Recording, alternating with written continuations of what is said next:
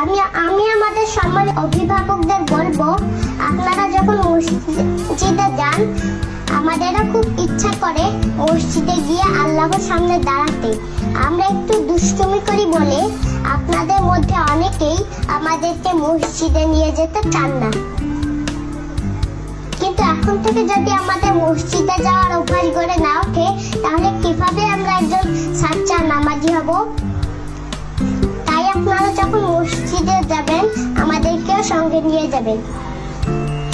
আল্লাহ তাআলা আমাদের লালন পালনের দায়িত্ব আপনাদের উপরেই ন্যস্ত করেছেন।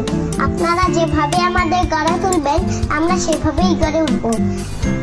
আমরা শিশুরা কিন্তু আল্লাহর পথেই চলতে চাই।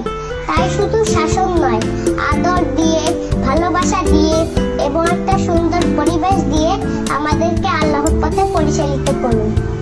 আমার জন্য দোয়া করবেন।